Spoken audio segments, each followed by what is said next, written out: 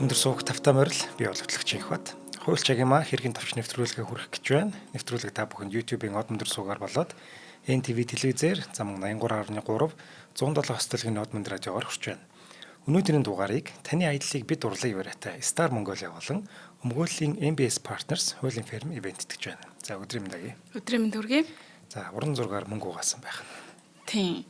За энэ дээр бол анхны жилийн өмнөх төлөвлөгөөр од мөндөр сувг маань ер нь бол тэг бусад ийм медиа ч юм уу танин мэдхэн сувгуудаас илүү ялгаатай байдаг онцлог маань бид нар жилийн өмнө хөтөлбөрүүдэд ингээд танилцуулаад болно ингээд баталдаг байгаа те.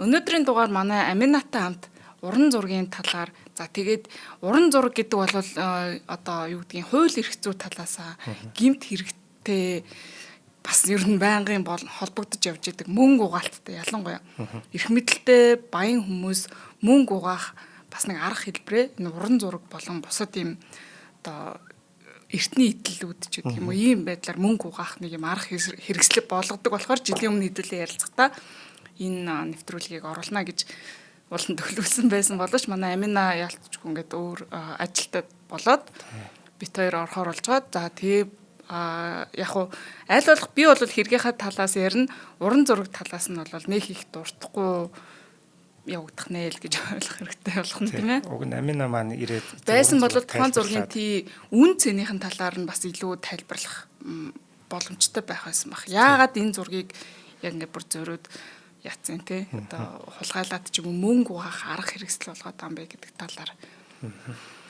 За тэгээд ер нь бол уран зурагч гэлтгүй ер нь ийм эртний идэлүүд, ийм урлагийн бүтээлүүд, янз бүрийн ийм коллекшн цуглуулдаг хүмүүс байдаг те. Ингээд тэмдэг марк юу гэдэг те.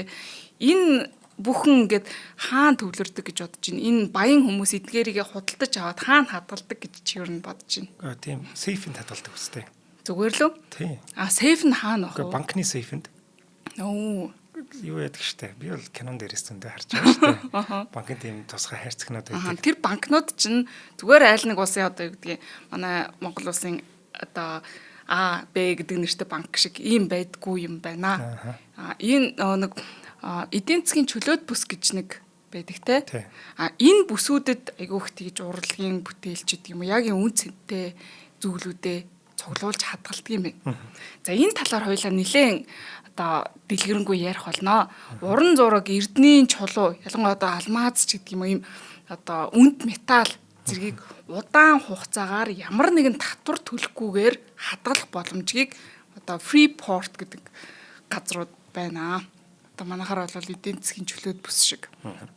Энд яагаад ингэж хүмүүс тэр одоо asset гэж явж штэ энэ хөрөнгүүдээ ингээ хадгалаад идэх гэхээр нэгдүгээрт нь нэр нүрээ нуух боломжтой. Яг эцсийн одоо өмчлөгчийг нь бүртгүүлэх шаардлагагүй байдаг.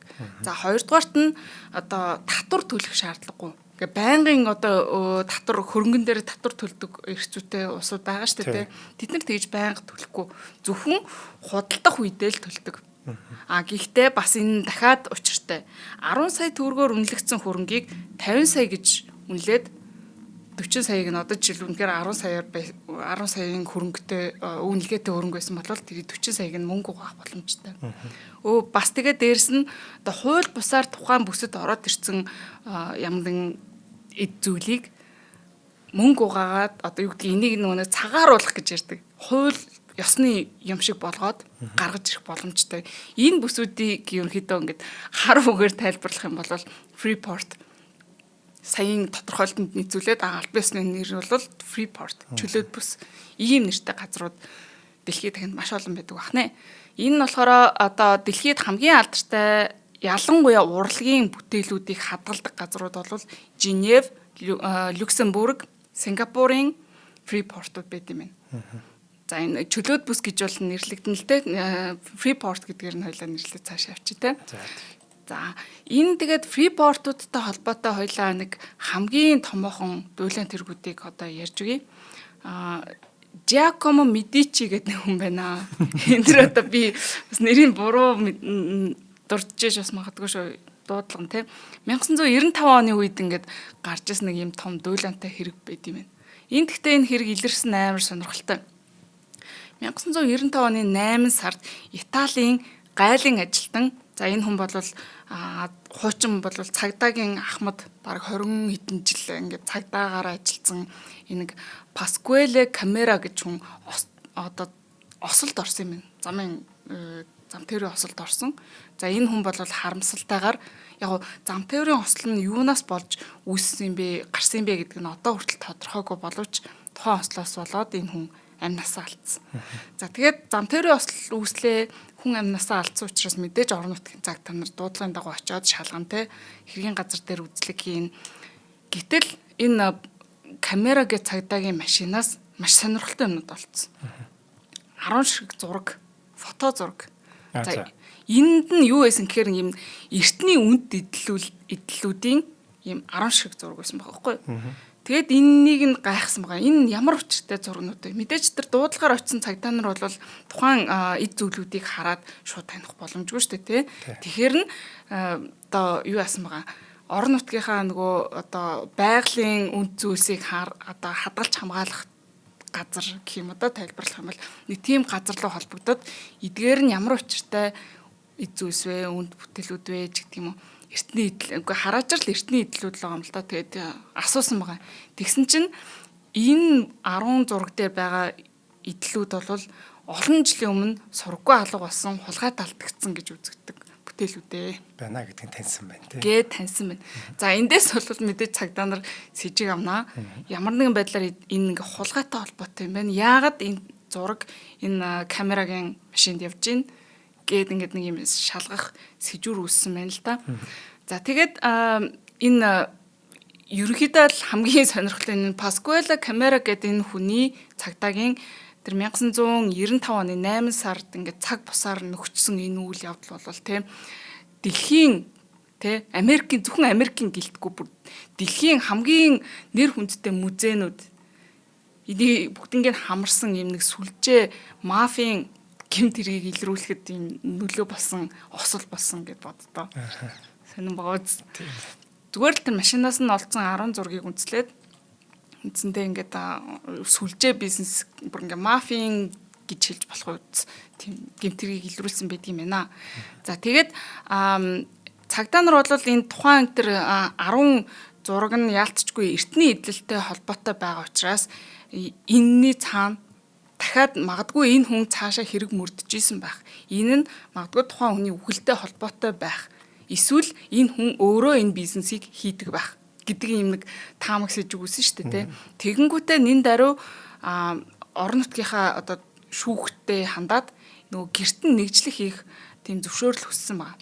За цагдаа шүүхээс бол нэн даруй тухайн зөвшөөрлийг олгосон. Ингээд нэг цагийн дотор одоо цагдаа нар гэрт нь очиод нэгжлэх хийхэд ерөөсөө ингээд бүр ингээд маш олон юм олсон.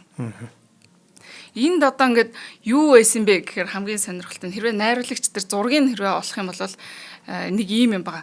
Гараар ингээд нөгөө А дүрийн бишээ нэг юм тэмдэглэлийн нэвтэр дээр бичсэн ийм гар бичмэл олсон. Тэрэн дээр болохоор энэ камера гэж цагдаа өөрөө ийм нөгөө булш ухдаг хүмүүс байдаг шүү дээ. Эртний булш ухдаг тоногчд тэр хүмүүстэй өөрийнхөө хөсөлсөн хүмүүсийг болон одоо тэндээс олсон олдвраа ингээд олон улсын зуучлагч нар дийлрүүдтэй яаж ингээд холбогддгоо гэдэг юм. Бүр ингээд схемчлээд ингээд гараар бичсэн нэг тийм схем болсон. За энэ бол ерөөсөө ингээд хамаг хэргийн гол сэжүүр болоод явжээ.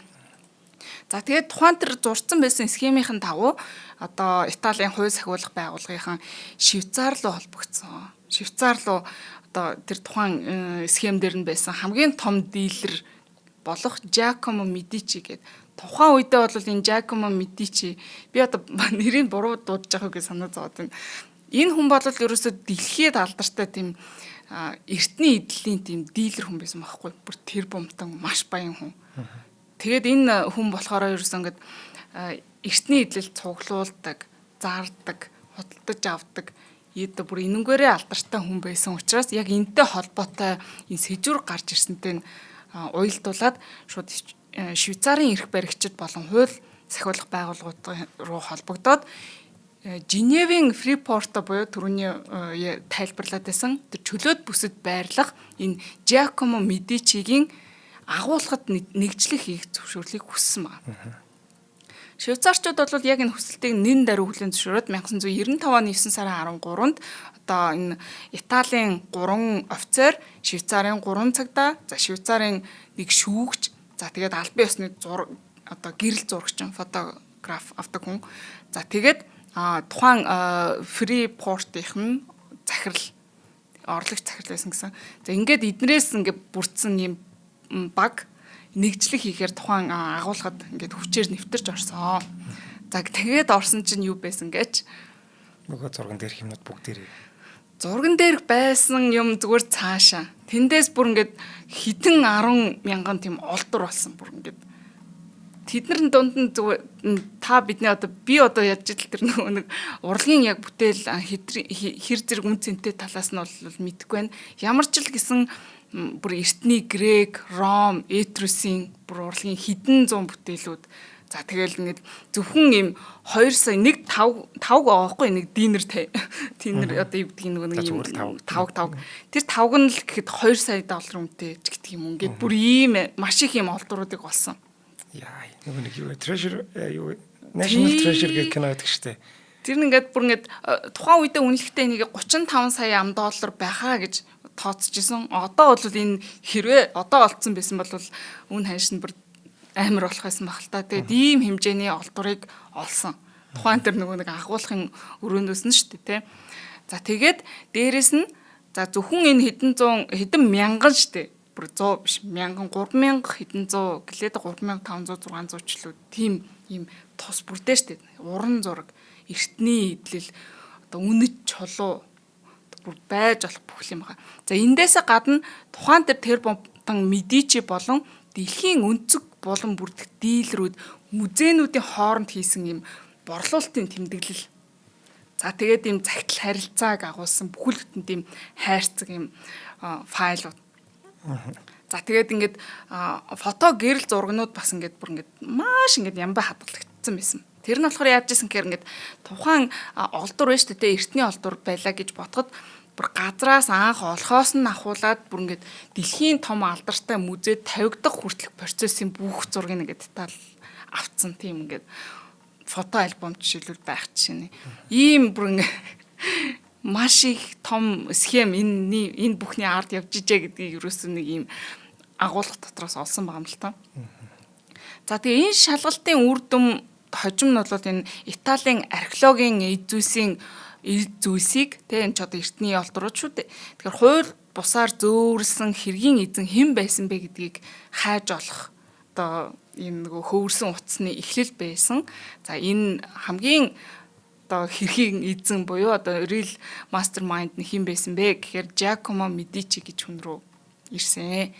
За энэ хүн бол тийм одоо энэ хэрэгтэй ял авсан Италийн түүхэнд 2004 онд ял авсан Италийн түүхэнд яг энэ төрлийн гэмт хэрэгээр хамгийн одоо том шийтгэл гэх юм уу хамгийн хүнд хэлбэрийн ял авсан буюу 10 жилийн хорих ял 10 сая еврогийн торгуулийг одоо төлөх юм ял авсан хүн байд юм байна.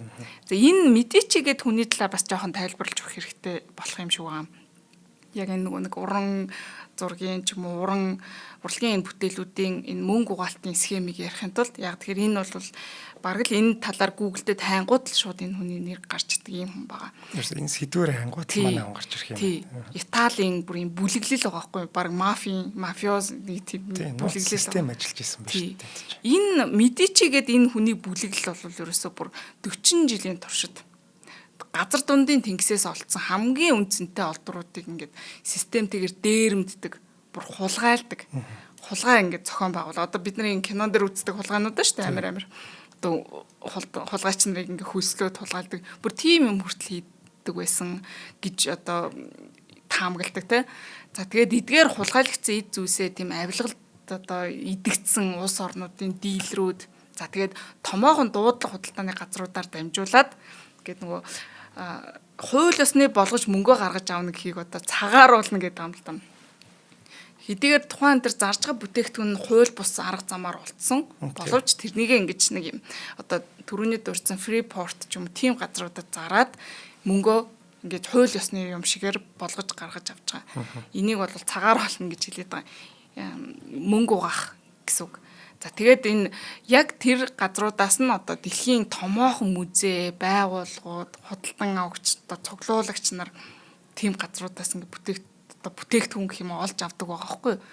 За тэгээд ийм замаар маш их хөлжсөн юм бүлэглэл байгаа. За тэгээд энэ Медичигийн яг энэ саяын дурдсан те нэг цагдаагийн ослоос болоод илэрсэн гэх энэ хэргийн замаар те олж авсан эртний эдлүүд гэд маш их юм боллоо шүү дээ 3500 600. Энэ хэрэг илэрснээс хойш тухайн улс болгонд буцаах бас ажлууд хийсэн юм л. Хурааж авсан юм уу та? Тий, энэ чинь одоо улс болгоноос маш их ажиллах шүү дээ. Тэгээд ер нь бол яг энэ ажиллагаан дээр Итали бол маш юм идэвхтэй гэх юм уу. Италиас олборсон маш их тийм эртний эдлүүд байсан гэж үздэг юм байна. За тэгээд энэ дээр Италийн засгийн газар бол маш их итгэж санаачлагтай ажиллаж дэлхийн өнцөг болон бүрт зарагдсан өөрийн одоо эртний олдуруудыг буцаан авахар шаардах ажиллагаа, хууль зүйн асар том тийм стратеги ажиллагаа хийсэн гэдэг юм байна. За эндээс нь зүгээр жишээ дурдаад өгье. Одоо юунууд нь энэ музейнууд нь хэрхэн ямар том алдартай газрууд вэ гэдгийг урлаг судалдаг хүмүүс мэдчихэж магадгүй. Жишээлх юм бол Италийн засгийн газар 2006 онд Нью-Йоркийн метрополитаны урлагийн музейгээс алдарт Евроны кратер гэнэ. Ийм бүтээлийг ингээд буцаан шаарц юм хууль ёсныхоо өмчлөгийг буцаад Италид авах ёстой гэж 1972 онд Роберт Хехт гэдэг хүнд худалдагдсан байсан юм бүтээгдэхүүн байд юм байна. Гэхдээ энийг Америкт бол бас хууль бус замаар орж ирсэн гэдгийг хүлээн зөвшөөрсөн юм байна. За Бостон дахь дүрслэг урлагийн музей, Принстоны их сургуулийн урлагийн музей гэх юм уу. За тэгээд Нью-Йорк дахь Кливленд урлагийн музей, за Миннеаполисын урлагийн дээд сургууль, Принстоны урлагийн музей, Толедогийн урлагийн музей, за одоо мэдэхгүй байна. Энэ одоо тэгээд бүгд л хууль зөрчиж эдгээр одоо үзүүлэлтээс олж авсан. Бүгд асуудалд орлоо шүү дээ. Тий. Энэ бүгдээрээ тэг буцаагаад энэ Италийн засгийн газарт хууль бус замаар орж ирсэн энэ бүтээлүүдийг өгөхөр болсон юм байна. Яг тэгэхээр энэ Медичи гэдэг схем нь илэрсэн гэдэгээс болоод хоёулаа музейд ямар хариуцлага хүлээлгэсэн талаар ярих уу? Тэр талаар бол мэдээлэл энэ дэр байхгүй. Тэр бол бас л яалтчгүй зах зээл дээр зарагдж байгаа бүтээгдэхүүнийг л авсан байж таарна. Шудраг эзэмшигч гэдэг нэг юм иргэний хэрэгцээ ойлголт байдаг л да. Тухайн гарал үүсэл нь ямар байсан бол би мэдэхгүй байна те. Гэхдээ би мөнгөө төлөөд авсан. Яг нь энэ нь болохоор тухайн авсан зүйл маань хууль бус замаар одоо тухайн зарсан хүн өөрөө хууль ёсны эзэмшигч биш байсан болохоор буцаагаад тэр чинь нөгөө хууль ёсны эзэмшигч нь шаардах эрх хуулийн хувьд үүсэн шүү дээ тий. Гэтэл би тэнд чинь мөнгөө төлөөд авсан учраас би тэнд ингэ шудрах эзэмшигч болж байгаа. Яг нь тэгээд тухайн бүтээгдэхүүнийг би буцаагаад өглөөч гэсэн хохирлоо шаардах эрх бас үүсдэг. Гэхдээ энэ айгүй хэцүү. Тийм баг. Нөгөө Батар гэдэг юу вэ штэ. Өө тий. Тэрэн дээр нэрээ хоёлаа нэг яасан штэ тий. Дугаар байгаа юм. Иргэжлийн дугаар дээр нөгөө яг энэ асуудлыг хариуцчихсан нөгөө сайд байсан оюун гэрлэгч байгаа тий. Хэрвээ холбоо тогтоож чадах юм бол яг өөрийг нь урьж оролцуулаад энэ Батарыг яаж Монгол улсад оруулж ирж чадсан бэ? Энэ бол ерөөсөө хууль зүйн бас маш том процесс явсан юм билээ л. Нөгөө шүүх хурлаар оржиж манай Монгол улсад ирэхээр шийдэгдсэн шүү дээ тий. Тэгэхээр энэ процессыг нь өөрөөр нь яриулах юм бол бид нарт бас сонирхолтой хохоо. Яг тийм нэг холбогдох гэдэг үзье. Тий би чатчэд орхисон байгаа гэхдээ харахгүй байлээ. Одоо яаж ойр дотных нь хүмүүс байдаг бол холбоод өгвөл тий. Би чат бичсэн хувийнхан чат руу гэхдээ харахгүй байлээ. Таахгүй удахгүй харах хаа гэж найдаж байна. Бараг сарын өмнө бичсэн. Бол энэ улирал дуусахаас өмнө хоёлаа тэр дугаарыг хийчих гэж бодсон байхгүй. Яг тэгэхээр яг энэ асуудлыг хариуцаад гардаад бүр өөрөө одоо шаврын зуураад гэдэг шиг явж исэн хүн энэ асуудлаа хэрэгээ ярьж өгсөн бол маш сонирхолтой байгаасан байхаа гэж бодож чинь тий. Та чиний улирал арай амжихгүй юм байна. Арай амжихгүй тодорхойлчлаа. За нэг юм. За хоёулаа хамтран ажиллах гэж танилцуулах. За тий. За өнөөдрийн дугаарыг маань Star Mongolia гэдэг таны аялыг бид урлаа гэдэг хүрээтэй Star Mongolia ивент итгэж байгаа.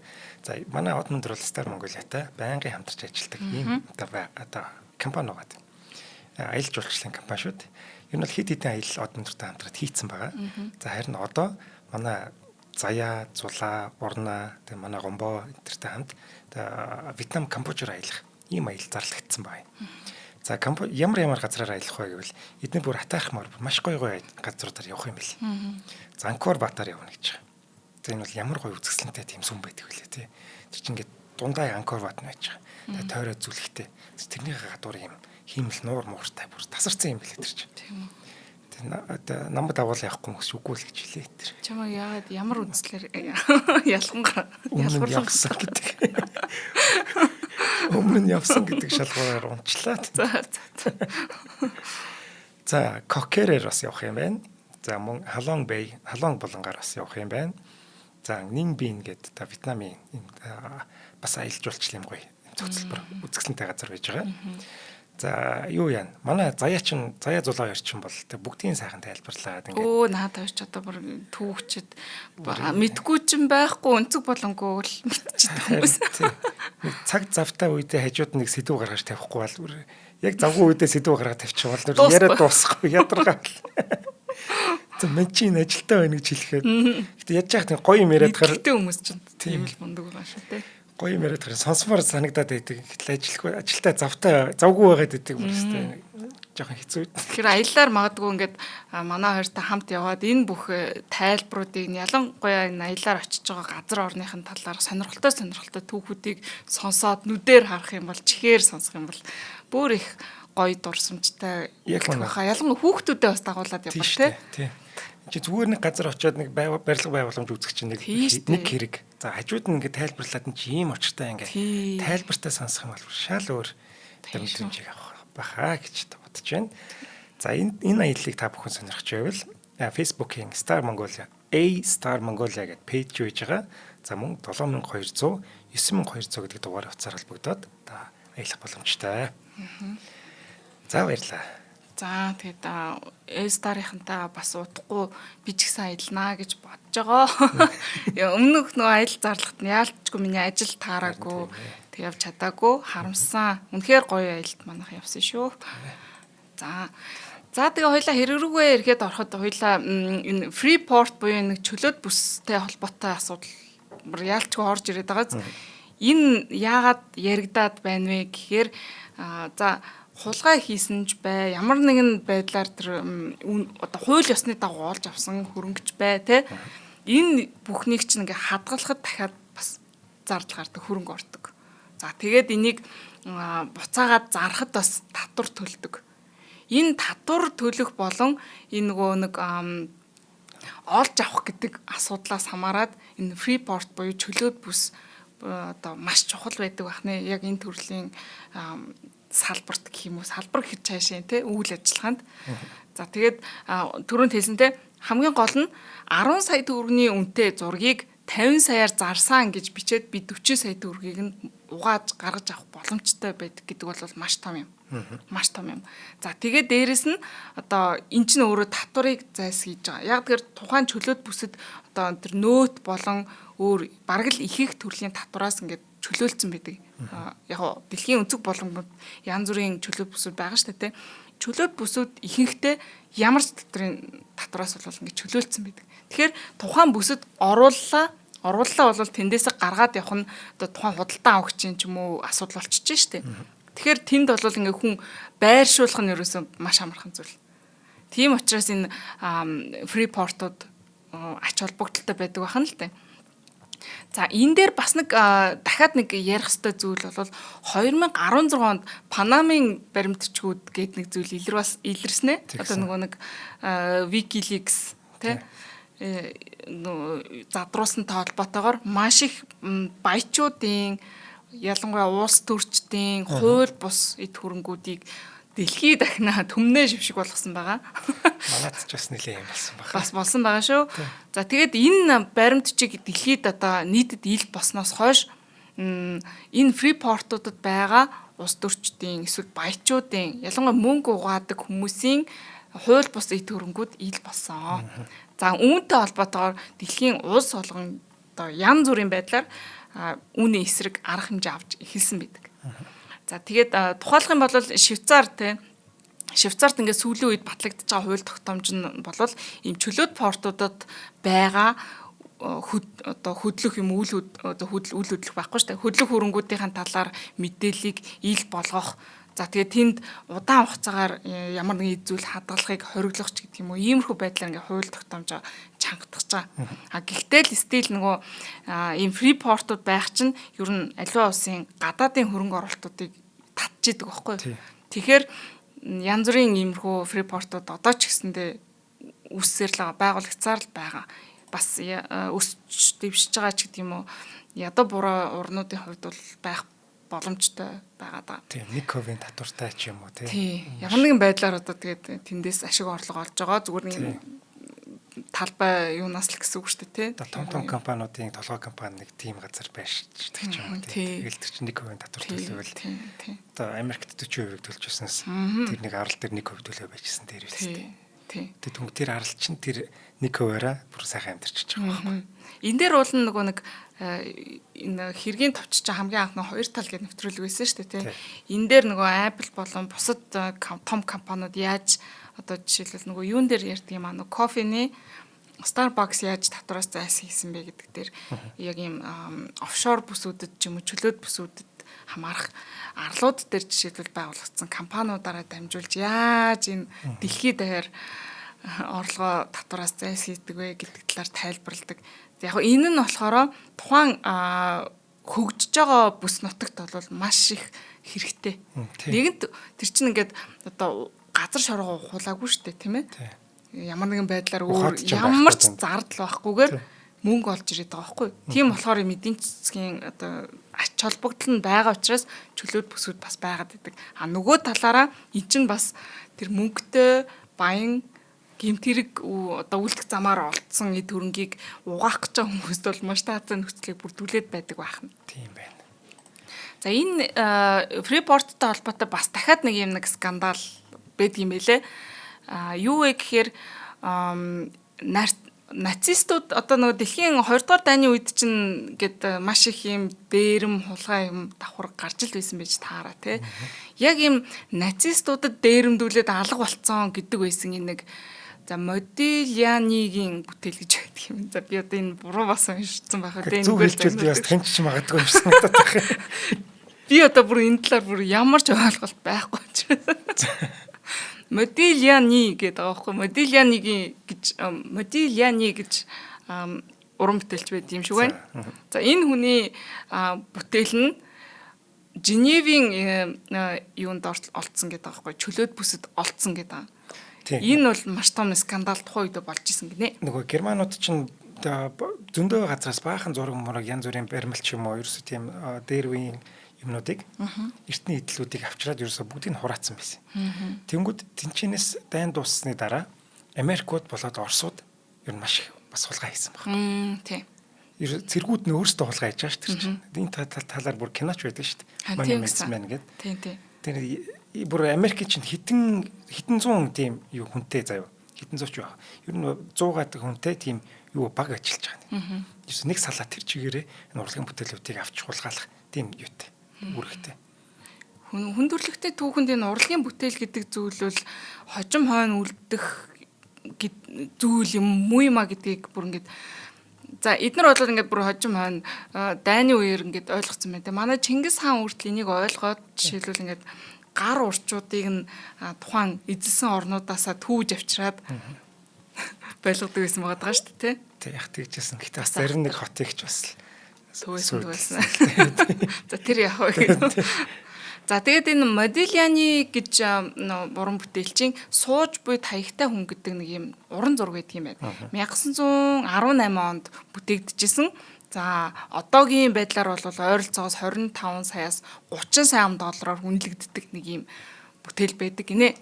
За энэ бүтээлийг бол хамгийн анх Францын еврей Оскар Стетинер гэж хүн эзэмшижсэн юм байна. Яг хуулиусаар ингээд эзэмшижсэн. За гэтэл дайны үед нацистууд түүний эд хөрөнгийг хурааж авч дээрэмдэгтэй бусад цуглуулгын хамт хураагаад авсан юм байна. Дээрэмдэд аваа явсан гэсэн үг шүү дээ.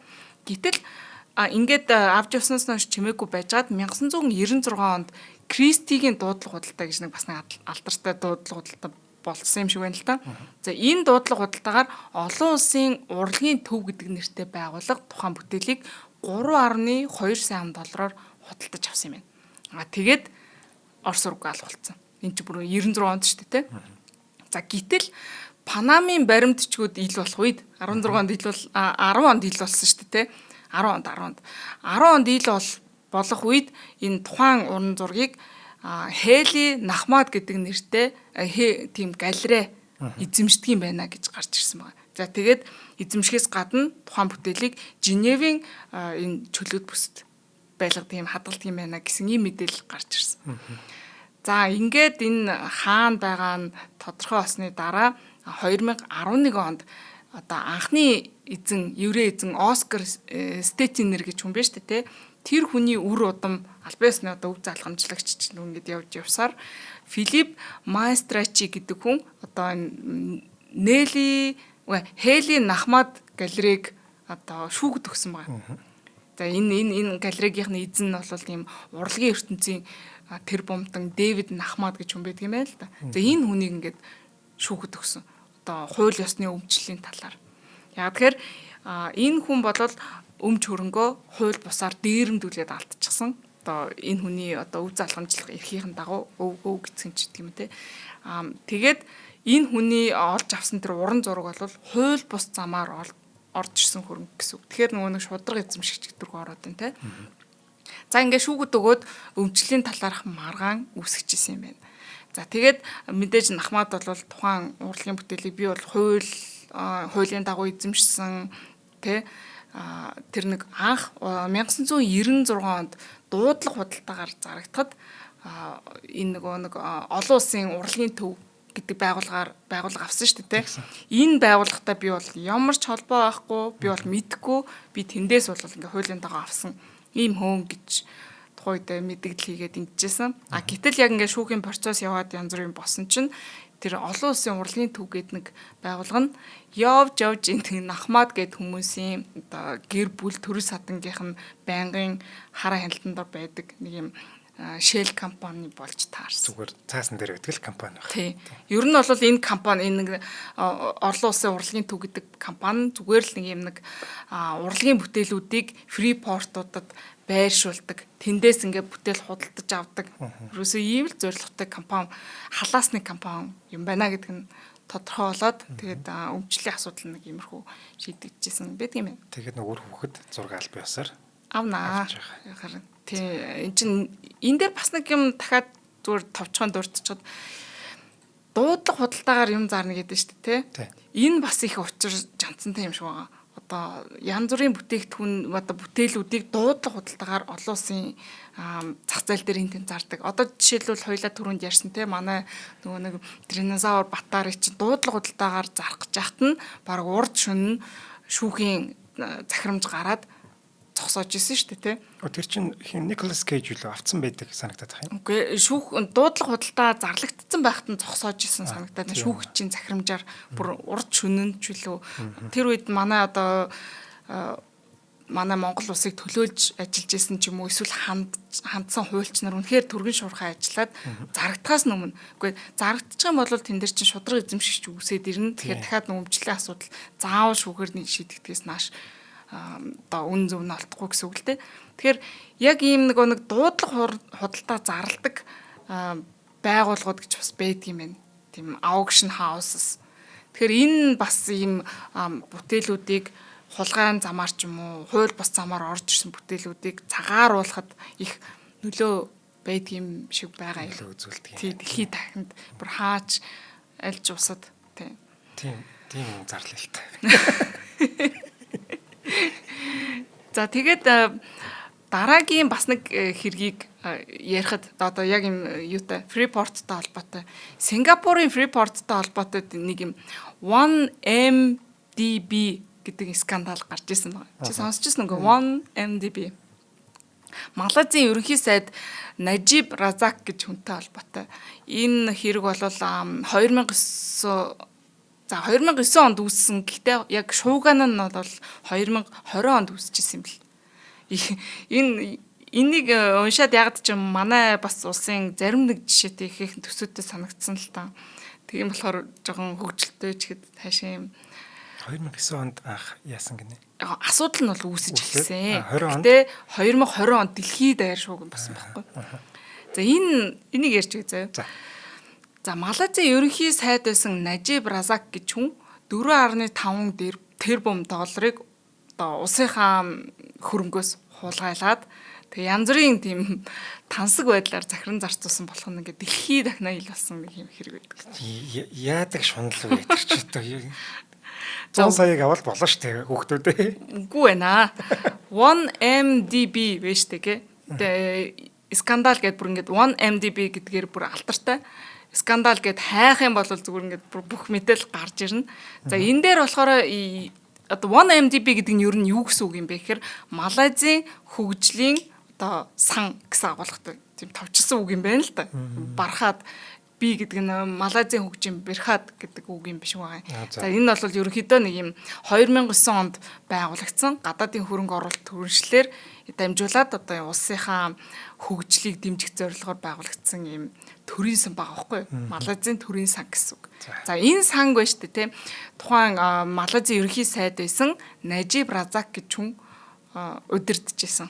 Тэр хүний захиран зарцуулах шийдвэрийн дагуу ингээд үйл ажиллагаа нь явдаг байжээ. За гэтэл туссан нь шүү дээ дэлхийн хамгийн том авилгын дуйлааны голомт болсон. Голомт байсан. За энэ хэргийг дэлхийн маш олон улсуудад одоо нэг тэр транзакшнуудад нь шүү дээ хаасаагүй явжсэн учраас Америк хүртэл оролцож шалгасан. За Америкийн нэгдсэн улсын хууль зүйн яам мэдэгдэхдээ нийтдээ 4.5 гаруй тэрбум долларыг одоо хууль бусаар ингээд шамшигдуулсан байна гэж мэдэгдэл хийжсэн. За яг энэтэй холбоотойгоор Малайзийн ерөнхий сайд Najib албан тушаалаа өгч огцроод за эхнэр болох одоо Росма Мансор гэж хүмүүс байд юм байна. За тэгээд ойр дотных нь ах дүү төрөл садан хүүхдүүд гээд баримтчилгаа хийгдээд бөө юм болчихсон. Энэ шугам бол 2020 онд гарч ирсэн. Тэгээд энийг нь бас та бүхэн сонирхоод үзээрэй. За тэгээд хамгийн гол мөнгийг яаж зарцуулсан бэ гэдэг нэг асуудал байна. За асуудал ч автай. Одоо тэгээд нэгэнд л 4.5 тэрбумыг авцсан тодорхой хүмүүс бол дураараа л зарцуулсан байж таарна те.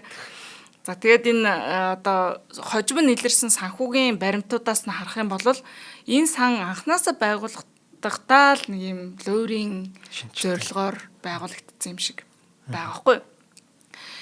Засгийн газар нь бонд гаргах замаар одоо мөнгө босгосон. Бонд гэдэг чи юу юм бэ? Зээл штэ. Буцаагаад иргэн төлнө. Чи ингээд засгийн газраас гаргацсан бондыг худалдаж авлаа болвол засгийн газар чинь тухайн бондыг эргүүлээд чамаас ингээ хүүтэйгээр худалдаж авна штэ. Өөрөөр хэлбэл зээл гэсэн үг засгийн газрын үднээс харахад. За яг ийм байдлаар энэ мөнгийг босгосон байсан. Өөрөөр хэлбэл Малайзийн ард түмний мөнгө.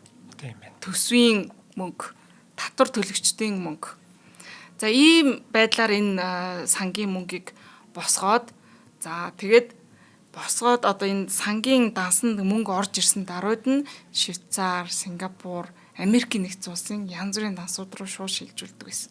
Тийм болохоор энийг ингээд анханасаа л уурын байсан байна. Тэрнээс биш ямар ч тийм хөгжлийн сан байхгүй. Ямар ч тийм хөгжлийн зорилго байхгүй. Тэгээ эргэж төлөхдөө татвар төлөгчдийн мөнгөөр төлж байгаа. Тэр чинь бонд учраас хүүтэн төлж байгаа. Тэгээ ийм байсан байна гэдэг юм дүгнэлтийг хожим нээсэн байдаг. За тэгээд жишээлх юм бол 2013 онд бол Малайзд сонгуул явагдсан. Тэгэхэд сонгуулийн өмнөхөн энэ ерөнхий сайд байсан энэ Najib-ийн хувийн дансанд нь 731 сая ам доллар орж ирсэн байна. 731 сая ам долларыг юу зарцуулсан гэхээр улс төрчдөд янз бүрийн байдлаар хахуул өгсөн байгаа. Өөрийнхөө кредит картыг одоо төлдөг байсан байгаа. Завсар загвар уншуулна тэрнийгээ төлнө. За ихнэр нь бас яж итли аимшигтай тансаг хэрэглээтэй мөө. Тэр цүнхэн хөл цаашаа. Тэгээд ихнэрийнхээ тансаг хэрэглээг тэгээ санхүүжүүлэхэд зарцуулдаг юм байжээ. За тэгвэл энэ мэдээллийг бол Najib огт үгүйсгдэг. Энэ мөнгийг Сауди Арабын хунтайж надад бэлгэлсэн штэ сонгуульд оролцох гэж байгаа болохоор гэж тайлбар мэдээлэл өгдөг. Тэгвэл тэрэнд нь бол ард түмэн огт итгээгүй маш эсэргээр сөргөөр хүлээж авсан. За энэ дээр бас нэг юм нь болохоор тэр энэ сангийн нэг юм энэ Najib гэд хүний зөвлөх нэг Малайзийн нэг бизнесмен Жо Лоу гэж нэг хүн бас байсан юм оролцсон. За энэ хүн бол ерөөсөө маш харамсалтай ажиг таашаа аимшигтайгаар энэ мөнгө өрн таран хийцэн байдаг. Бүр дэлхийн маш том хотуудад бүр Холливуудын мод байж болох бүхэл том газруудад үйл хөдлөх хөрөнгө тий зүгээр ингээд жишээ нь төрсөн өдрөө хийж байгаа. Тэр төрсөн өдөрт нь шүү дээ тий Jay-Z, Beyoncé, за одоо бүр тэр Busta Rhymes, Pharrell Williams, Britney Spears, Jamie Foxx, Chris Brown ийм хүмүүсийг зүгээр ингээд нөгөө одоо ингээд хүний төрсөн өдөр хорим найрам дээр ингээд гарч ирдэг дуучдаг шүү дээ. Яг тэрэн шигээр ингээд дуулуулж гаргаж ирээл тийм төрсөн өдрөө хийжсэн. Beyoncé ч 2 саяар дуулдаг гэж санаад ах юм. За одоо бүр тэгэл бодох нь шүү дээ. Тэгээд Leonardo DiCaprio-д 3.2 сая $3 өмтэй Picasso-гийн зураг бэлгэлсэн ч гэж байна. Австралийн загвар өмсөгч Miranda Kerr ингээд $8 сая үнэтэй зүгээр очир эрдний тийм бөгж ингээд явуулдаг ч аах шиг. Бүр ийм байдлаар ингээд мөнгийг нүрэн тараг хийсэн. За тэгээд дээрэс нь ерөнхий сайд байсан Najib-ийн хүү Riza Aziz гэж хүн бол нэг юм production бас өдөртөн ажиллаулдаг байсан юм байна. За энэ хүн хүүхэд нь бол энэ Wall Street-ийн чон гэдэг нэг кино байдаг шүү дээ тийм. Энэ киног санхүүжүүлэхдээ одоо яг энэ саяны яриад байгаа энэ Малайзийн хөгжлийн сангийн мөнгөөр санхүүжүүлсэн гэдэг юм. Зөвлөгөө гэж. Scorsese-гийн кино шүү дээ. Тэгээ иймэрхүү байдлаар бас эндээс нь болоод тэр энийг чинь хоёлаа анх ярьсан юу ч одоо бүр нөгөө хадуураад бүр нөгөө нэг авилга руу н ороо явчихлаа. За тэр мөнгөөрөө л баах юм авч тээ. Тий, энэгээр болохоор уран зураг болон маш их одоо бас урлагийн бүтээлүүдийг аваад Сингапурын тэр Freeport-д байрлуулдаг байсан. За энийг нь яг энэ скандал болох үеэр Сингапурын одоо чөлөөт бүсдэр зарцаагаад хөрөнгийг нь битүүмжлээд хураах ажиллагаа хийгдсэн байдаг. За энэ дээрээс Сингапур улс ямар сургамж авсан бэ гэхээр за юу яахгүй байна. Цаашдаа бол энэ Freeport-ийн одоо эзэмшиж байгаа хүмүүсийг Freeport-д ямар нэгэн бүтээлч гэдэг юм уу хөрөнгөө байршуулж байгаа хүмүүсийг бүртгэлжүүлэх ёстой юм байна. За тэгээд дээрэс нь энэ дээр ингээд албан ёсны тийм нөгөө ил тод байдлыг хангах ёстой байна гэдэг юм асуудал яг энэ дээрээс үүсэж исэн юм билээ. Ганц Сингапурт гэлтгүү одоо дэлхийд даяараа л ийм юм үүссэн байдаг юм билээ. За тэгээд энэ дээрээс нь яг энэ хэрэг маргааны үеэрээс дээрээс нэмэрх нь Люксембургийн Freeport-тай холбоотойгоор нэг Оросудтай холбоотой скандал үүссэн 2021 онд. Яасан гэсэн чинь Оросын баахан баячууд одоо Европын холбооны 2021 он гэдэг чинь нөгөө нэг Украины дайман болох гол ингээл эвгүй байх үе штэ нөгөө харилцан биендээ ингээл санкцтай байл. Яг энэ үеэр Оросын маш том баячууд 20 гаруй тэрбум еврогийн үнэтэй тийм хөрөнгүүдийг ялангуяа тэр нь болохоор социализмын үеийн тэр урлагийн бүтээлүүдийг Люксембургийн чөлөөт бүсэд байрлуулдаг юм байна, хадгалдаг юм байна гэдгийг нь олж мэдээд за эдрийг нь ингээд зарцаагаад тухайн үед ингээд бас бөө шууган болчихсон. Тэгэхээр энэ урлагийн бүтээлүүдийг мөнгө угаах хамгийн бас нэг гол арга хэрэгсэл энэ нэг чөлөөт бүс байгаад байгаа биз. Тийм бай. Тийм. Тэгээ эндээс болол чөлөөтэй ингээд баг заарж болдог яадаг гэдэг нэг юм байна. Гэхдээ энэ асуудлыг аль болох дэлхийд дахинаа хууль эрх зүйн орчноос сайжруулах зорилгоор 2020 оноос хойш одоо anti money laundering гэдэг тийм бодлого хэрэгжүүлж байгаа. За тийм мөнгө угаах юм. Тэгээ дээрэс нь дэлхийн банк болон нөгөө валютын сан гэдэг юм уу эдгээр бүгдээрээ гишүүнчлэл орнуудаа ийм бодлогыг танаа ус хэрэгжүүлээ гэд. Хэрвээ анзаарч байгаа бол хэрвээ одоо гэрээ хэлцээр олон улсын байгууллагуудтай ажилдаг хүмүүс байвал мэдж байгаа. Яг энэ 20 оноос хойшоно олон улсын гэрээнүүд дээр дандаа энэ anti money laundering clause-ууд заавал орж ирдэг гэсэн байгаа. Ямар агуулгатай байдаг вэ гэхээр одоо энэ одоо гэрээний дагуу явагдаж байгаа ажил үйлчилгээ, төлбөр мөнгө ямар нэгэн байдлаар хууль бус байх юм бол та мэддэг үүрэгтэй тэ нэтрэ гэсэн тиймэрхүү агуулгатай зохицуултуудыг томоохон компаниуд бол заавал оруулж ирсэн. Тийм. Тэгэхээр манай улсын хувьд бас тэ бид нар бас уран яг миний мэдж байгаагаар яг нэг юм томоохон уран зургийн тийм бүтээлүүдээ хулгай далтсан ч гэдэг юм амар тийм шүүхийн мэдээлэл бол мэдгүй байна. Чи мэдгүй. Би бас ганц хоёр юм санаад байна л да. Яг энэ гэхдээ юм conspiracy маягийн таамаг юм шиг. Тийм болохоор би тэрийг яриад дэмий авах гэж бодож байна. Бас зарим нэг хүмүүс энэ дурддагдаг учраас. Тий, энэ дээр одоо томоохон яг албан ёсны хулгай гэж мэдгүй ч гэсэндээ маш их тийм юм явсан тий. Ялангуяа 2021 он их тэнгэрийн амттай холбоотойгоор энэ тий.